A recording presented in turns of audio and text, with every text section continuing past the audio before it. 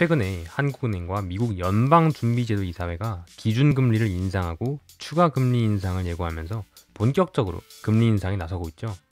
그걸 보고 사람들은 금리가 오르니까 예금 이자율과 대출 이자율의 폭, 예대 마진이 커지면서 은행 관련주가 크게 이득을 보는 것이 아니냐 하고 생각하시는 분들이 계십니다. 하지만 여러분들이 모두 아시다시피 지금 그 기회를 잡기에는 너무 늦은 감이 있죠. 사실상 예대 마진 폭 상승에 대한 기대는 제로금리가 장기화될 것으로 전망되는 2020년 초반부터 생겨나기 시작했기 때문입니다. 2년 전에 미리 캐치했어야 할 내용으로 지금 투자해서 돈을 번다? 이거는 말이 안 되죠. 그래도 영상을 그냥 이렇게 끝낼 수는 없으니까 금융지주사들이 어떤 방식으로 돈을 버는지 알아보고 그들이 왜 금리 인상 기대에서 주가가 높아지는지, 그리고 마지막으로 워렌 버핏이 대체 왜 금융주 투자를 좋아하는지 함께 보시겠습니다. 이 표는 한국에서 가장 거대한 금융지주사인 KB금융지주의 사업 부문별 이익의 표입니다. 딱 보기에는 엄청 복잡해 보이지만 사실 하나도 안 복잡한데요. 제가 형광펜칠 해놓은 이것만 보시면 됩니다. 2021년 말 총 영업이익 6조 원 중에 은행 부문이 차지하는 비율은 무려 60%입니다. 액수로는 3조 5천억 원인데요. 증권, 보험, 카드 부문의 영업이익도 무시할 수는 없지만 자본주의에서 댐 역할을 하는 은행한테는 정말 잽도 안 되죠. 이 자료는 규모 측면에서 KB금융지주의 다음 가는 신한지주의 자료입니다. 신한도 예외는 없습니다. 은행 부문에서 60%의 영업이익 비중을 가져가고 있습니다. 이 자료는 제주은행의 영업실적입니다. 금융지주의 실세인 은행의 영업이익 구성은 대부분 대출이자 수익이고요. 타행 이체 수수료나 ATM 출금 수수료, 그리고 고객자산관리 수수료에서 나오는 수수료 수입은 그렇게 많지가 않습니다. 그러니까 대부분의 수익이 대출이자에서 나오는 것을 보실 수 있고요. 수수료 부문은 액수는 작지만 굉장히 고마진 부문이란 걸 확인하실 수 있습니다. 이제 금융지주들이 주로 어떤 방식으로 돈을 버는지 알아냈으니까 주가가 어떻게 움직일지 조금 감이 잡히시죠? 금융지주사들의 은행 부문 영업이익 비중은 60%, 은행 부문의 이자 부문 영업이익 비중은 90%. 그러니까 이자 부문의 이익이 금융지주사들의 순이익의 50% 이상을 설명하겠죠. 지금부터는 금융주 주가에 대해서 쉽게 설명드리겠습니다. 우선 주가는 기업의 이익과 기업이익의 기대의 함수입니다. 따라서 금융지주사의 주가는 그들의 이익의 많은 비중을 차지하는 은행이 좌우하며, 구체적으로는 은행의 대출 부문의 이익률인 예대 마진과 판매량인 예금 수신액이 금융지주사의 주가를 결정합니다. 이 표를 보시면 대형은행인 KB, 신한, 하나은행, 그리고 인터넷은행인 카카오뱅크, K뱅크의 매년 예대 마진이 적혀 있는데요. 2018년부터 2019년까지는 경기가 안 좋아지면서 예대 마진이 급락하고 은행의 이익이 줄었습니다. 그리고 뒤이은 2020년에는 제로금리 통화정책이 시행되면서 예금금리가 크게 떨어졌죠. 하지만 이미 대출을 받은 기업들의 재무 상태가 코로나 때문에 더 안 좋아진 이유로 대출금리가 가산되면서 대형은행과 카카오뱅크의 예대금리 차가 오히려 반등한 모습을 볼 수 있습니다. 반대로 예대금리 차가 2020년 들어서 감소한 은행들의 경우에는 대출 포트폴리오를 오히려 더 건전하게 유지하려는 동기에 의해서 예대 마진이 더 줄어들었죠.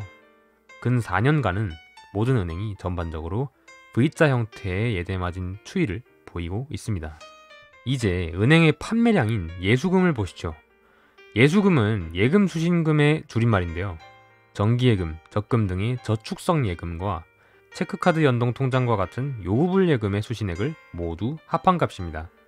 가장 최근에 발표된 예수금 흐름을 보시면 2020년에 증시, 부동산 가격 급등으로 경제 주체들의 보유 자산이 늘면서 덩달아 예수금이 크게 늘었습니다.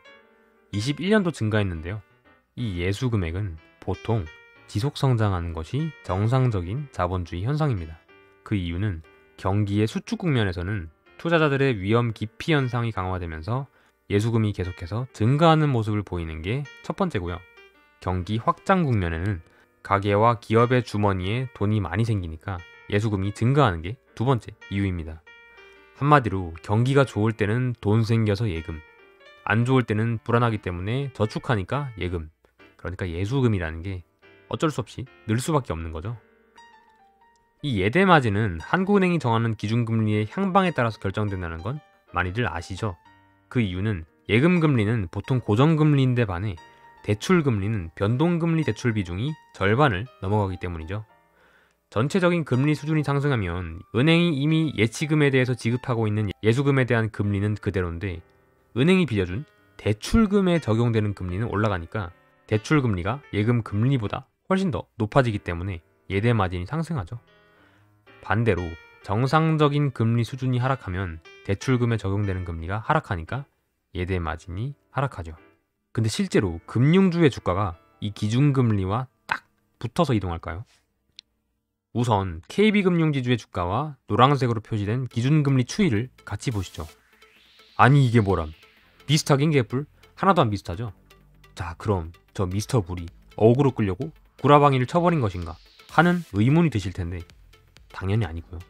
기업의 이익은 기준금리를 따라갔겠으나 주가는 킹반영의 논리에 의해서 그 이익 상승 전망을 미리 반영시켜버렸기 때문에 실상 기준금리를 보고 주가를 설명하려면 한 번 더 꼬아서 생각해야 합니다.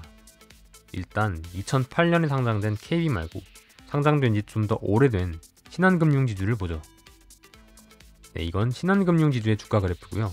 노란색은 역시 기준금리 추이입니다. 여기서 저희가 주목할 곳은 총 7군데입니다. 왜 이렇게 많냐고요? 20년 역사가 짧지는 않기 때문이죠. 근데 이 7군데는 전부 다 시덥지도 않은 하나의 논리에 의해서 설명이 됩니다. 그 논리는 뭐냐면 금리가 오를 것 같으면 주가 상승, 금리가 내릴 것 같으면 주가 하락입니다. 금리가 오르면이 아니라 오를 것 같으면이라는 점 유의하셔야 합니다. 말장난 같은데 진짜입니다. 네, 이제 그래프 한번 자세히 보시죠. 첫 번째는 2003년부터 2005년입니다. 00년대 극초반 기술주의 버블 붕괴와 9.11 테러의 여파로 인한 경기 침체로 기준금리가 하락하고 있을 때 오히려 신한금융지주의 주가는 상승했습니다. 왜냐고요? 조만간 기준금리가 오를 것 같아서. 그 다음에 2006년부터 2007년까지 주가는 계속 오릅니다. 왜냐고요? 기준금리 인상 속도가 생각보다 느리고 더 올라갈 것 같아서. 근데 하다가 주택시장 버블이 붕괴해버렸죠. 세 번째, 2008년부터 2009년까지 주가가 크게 하락합니다. 이건 외식이냐고요? 현재 기준금리가 높은데 거시경제는 박살나고 있으니까 기준금리가 내려갈 것 같아서. 사실 나머지도 다 똑같습니다. 이걸 입 아프게 다 이야기할 필요도 없으니까 넘어가겠습니다. 이거는 하나금융지주 그래프인데 뭐 더 뜯어볼 것도 없겠죠? 비슷합니다. 제주은행 같은 지방은행도 예외는 없죠. 근데 아무래도 소형은행일수록 재무 상태가 상대적으로 안 좋은 경제주체한테 돈을 빌려주게 되었기 때문에 대출금리가 너무 높아지면 경제주체가 파산할 가능성이 오히려 많아져서 대출 포트폴리오를 더 안전하게 관리하게 됩니다. 이건 전문용어로 신용할당이라고 하는데요. 혹시 궁금하신 분들은 네이버에 쳐보시기 바랍니다. 네, 그래서 소형은행은 대형은행보다는 그렇게 기준금리 향방에 따라서 직관적인 주가 흐름을 보이지는 않습니다. 네, 여기까지 기준금리랑 금융주 주가 추이 같이 보셨고요. 이제는 대출 규제에 대해서 코멘트 잠깐 하겠습니다. 이 자료는 패널 VAR 모형을 이용한 주택 관련 거시건전성 정책의 효과에 관한 연구라는 논문에서 가져온 2017년도까지의 부동산 규제 비율 추이를 보여줍니다. 사실 이 규제 비율 가지고 주가를 제가 또 설명을 해보려고 했는데 생각보다 재미대가리가 없어요.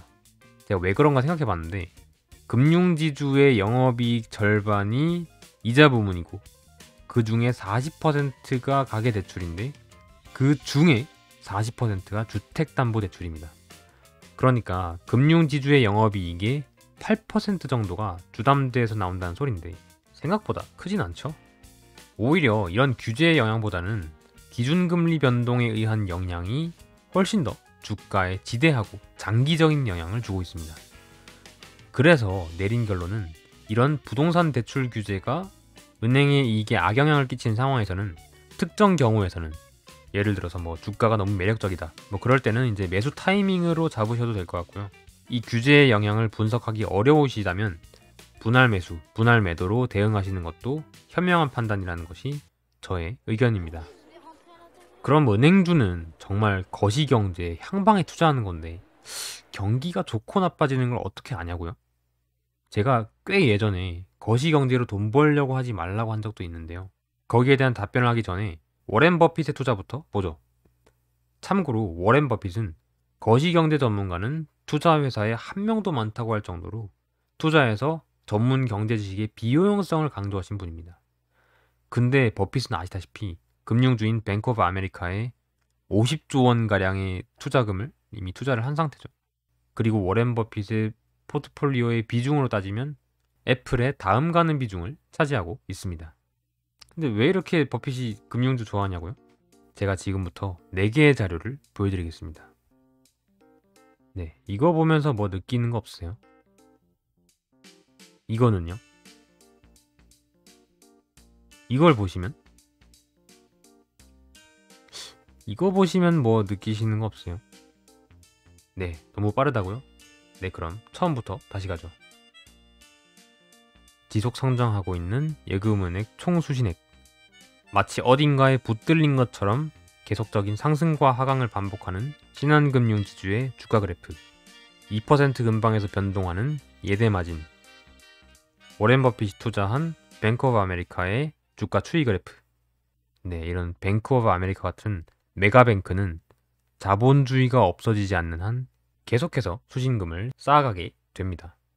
왜냐하면 국가의 부가 정상 이자율의 속도로 계속해서 쌓이기 때문이죠. 자본은 무언가를 생산해내는 가치가 있고 누군가는 그 자본에 대해서 대가를 지불하기 때문입니다. 근데 예수금이 계속 성장하니까 금융주식 주가도 계속 성장하겠네? 네, 이렇게 생각하시면 이제 반만 맞는 생각입니다. 왜냐하면 이미 계속해서 증가하는 예수금의 성장성이 주가에 반영되어 있기 때문이죠.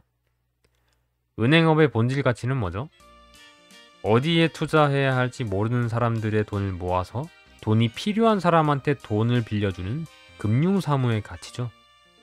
근데 그 금융사무의 가격인 예대금리 차는 계속해서 2% 전후로 유지되고 있습니다. 근데 아시다시피 경제는 이리 갔다 저리 갔다 하면서 어떨 때는 3%가 되고 어떨 때는 1.5%가 되기도 합니다.